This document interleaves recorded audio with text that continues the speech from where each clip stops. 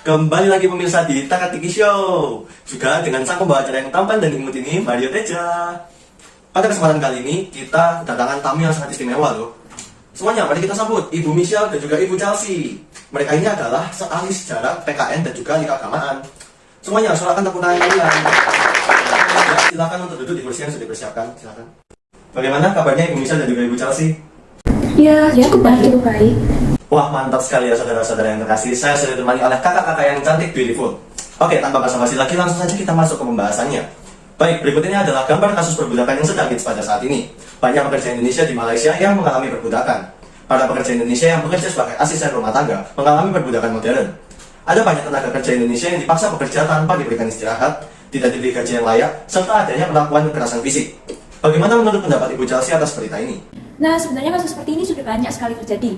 Ancaman ini jelas merupakan elemen dari perbudakan yang mana sudah masuk ke dalam penindasan HAM dan harga diri bangsa. Duta Besar RI untuk Malaysia juga menyatakan bahwa Malaysia melakukan praktik kerja paksa. Data ini belum termasuk penyelesaian kasus gaji oleh Konsulat Jenderal dan Konsulat Indonesia di Malaysia.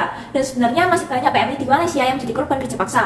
Masalahnya tidak semua PMI dapat melaporkan kedutaan dengan berbagai alasan.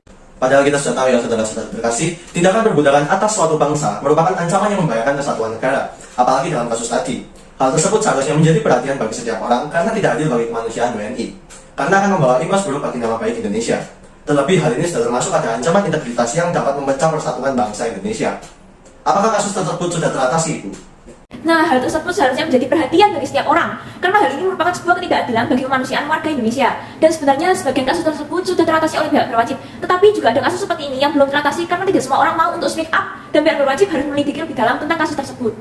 Padahal sudah berusaha ditanggulangi, tetapi masih saja terulangi ya. Kalau begitu, kita coba beralih ke Ibu Michelle. Apakah Ibu ada pesan yang disampaikan atas kasus perbudakan yang dialami Indonesia pada saat ini? Silakan. Baik, dalam kitab suci juga dikatakan bahwa manusia memiliki kedudukan yang sama. Kitab suci juga selalu memberikan pencerahan pada kita semua akan segala perbuatan perbudakan ataupun penindasan yang terjadi di masa kini ataupun masa lampau. Ada salah satu ayat yang cocok dengan tema kita hari ini, yaitu dan Tuhan berfirman, aku telah memperhatikan dengan sungguh kesengsaraan umatku di tanah Mesir, dan aku telah mendengarkan seruan mereka disebabkan oleh pengerah-pengerah mereka. Aku mengetahui penderitaan mereka, sebab itu aku turun untuk melepaskan mereka dari tangan orang Mesir dan menuntun mereka keluar dari negeri itu ke suatu negeri yang baik dan luas. Dari ayat tersebut kita belajar bahwa kita harus memiliki kepercayaan dan iman yang kuat terhadap Tuhan. Dan salah satu contoh konkret yang bisa kita lakukan untuk menangkal kasus seperti ini adalah dengan menyelenggarakan pelatihan atau pendidikan hak asasi manusia supaya masyarakat mengetahui, menyadari, serta memperjuangkan keadilan hak-haknya tersebut. Berbicara tentang HAM, saya jadi teringat oleh salah satu Romo. Beliau adalah pejuang HAM Indonesia, Romo Mangunwijaya. Beliau ini sangat aktif dalam membantu orang-orang kecil, dan dapat kita lihat pada surat-surat gembalanya bahwa beliau sangat memperjuangkan dan menyerukan pertolongan bagi keadilan hak-hak orang kecil.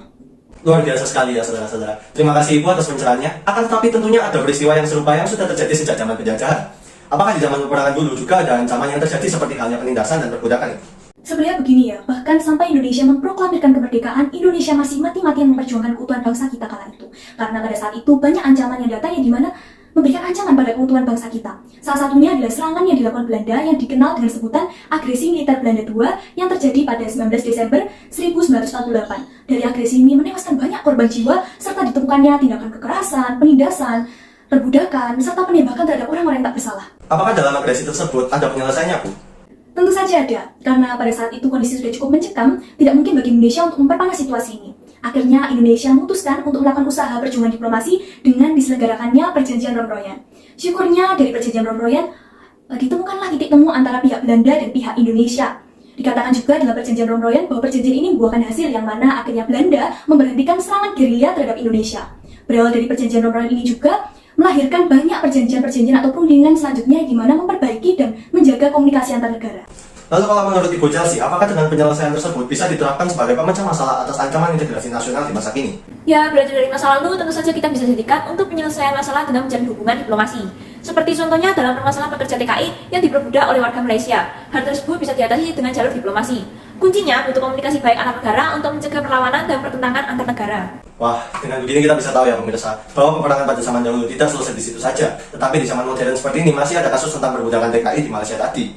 Hal itu sama saja dengan penyebab peperangan di zaman dahulu, dan kita bisa tahu bagaimana kebijakan pemerintah dalam menghadapi kasus seperti ini. Agama pun juga mengajarkan bahwa setiap manusia memiliki kedudukan yang sama, Jadi alangkah baiknya kita saling menghargai dan tidak merendahkan satu dengan yang lain. Benar begitu kakak-kakak cantik? Ya, benar sekali. Sungguh menakjubkan ya. Kita beri aplaus untuk tamu-tamu kita yang sudah memberikan informasi yang menarik bagi kita pada hari ini. Terima kasih karena sudah mau datang di talk show ini, Ibu Chelsea dan juga Ibu Michelle. Sama-sama.